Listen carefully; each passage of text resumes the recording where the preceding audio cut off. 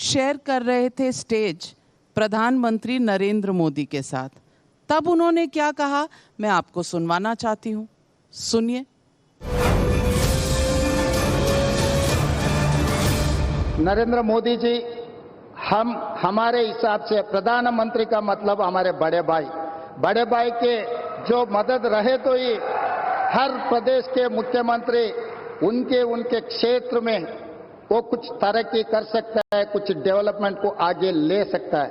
इसीलिए मेरा गुजारिश है, इस वक्त तेलंगाना अगर आगे तरक्की करना है, हम भी गुजरात जैसा हम आगे जाना है, तो यहां पर आपकी मदद जरूरी है। यानी कि नरेंद्र मोदी बड़े भाई और गुजरात मॉडल आपका मॉडल जो आप तेलंगाना में चलाना चाहते हैं। क्या करे थे उसमें नाविका जी, अच्छा हुआ मुझे याद दिलाया। This is union of states. Union of states में जितने भी मुख्यमंत्री लोग हैं, ये सब मुख्यमंत्रियों को प्रधानमंत्री बड़ा भाई है। आज के तारीख में नरेंद्र मोदी जी वो कुर्सी में है, क्योंकि कुछ सब्जेक्ट स्टेट के रहते, कुछ सब्जेक्ट सेंटर के रहते, बाकी के सब्जेक्ट कॉन्करेंस लिस्ट मतलब स्टेट एंड सेंट्रल कि जो tax, income tax, central tax, IGST, ये सब सारे पैसे दिल्ली जा रहे हैं। नरेंद्र मोदी जी पैसे देना है, परमिशंस देना है। हमारे तेलंगाना में तो जो इरिगेशन प्रोजेक्ट से एनवायरनमेंट क्लियरेंस नहीं दे रहा है। Because of that reason project cost is escalating like anything. तो इसीलिए मैं नरेंद्र मोदी जी और आगे भी बोला, आप बुलेट ट्रेन लेकर गए, आप गिफ्ट सिटी बना लिए, आप साबरमती रिवर फ्रंट बना लिए, और केंद्र से बहुत सारे पैसे गुजरात लेकर गए।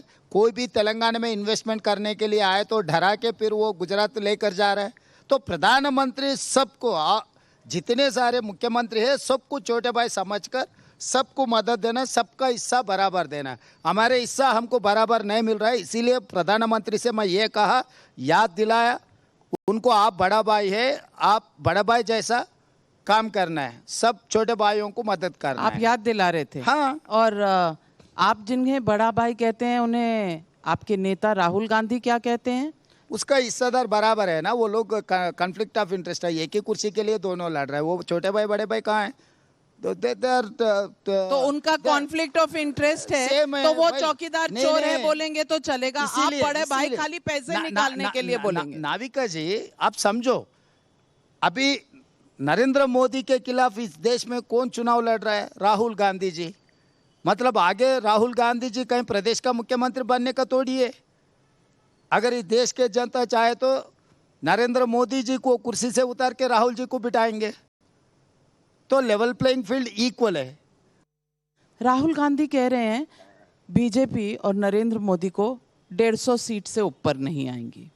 प्रियंका गांधी जी कह रही हैं 180 सीटें आएंगी। सिद्धारमैया जी कह रहे हैं 200 सीटें आएंगी।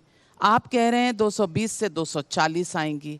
ये कांग्रेस पार्टी वाले आपस में बात नहीं करते हैं क्या?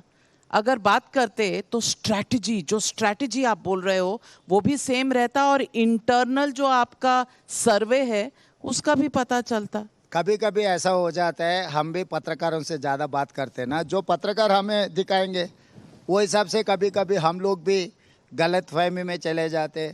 तो एक बात प्रियंका जी, राहुल जी, सिद्धरामैया जी एक ही बात कहा, आप वो कन्वीनियंटली वो भूल जा रहे। EVM नहीं है तो नरेंद्र मोदी जी चुनाव नहीं लड़ सकते। नरेंद्र मोदी जी का भरोसा EVM, ED, income tax, CBI, Adani, Ambani, ये नरेंद्र मोदी जी परिवार है ना, वो परिवार से चुनाव जीतने के लिए कोशिश करिए। परिवार को दूर रख के अगर नरेंद्र मोदी जी भारतीय जनता पार्टी के विचारधारा से अगर चुनाव लड़ेंगे ना, तब पता लगेगा भारतीय जनता पार्टी को कितने सीट मिलने वाले हैं। रेवंत रेड्डी जी, आप तो इसी EVM से जीतकर मुख्यमंत्री बने। अब आपको EVM पर शक होगा तो तेलंगाना की जनता को शक हो जाएगा कि आप कैसे जीते। आपने भी तो EVM फिक्स नहीं किया होगा। 100 सीट मिलने वाले थे, 65 में रुक गए।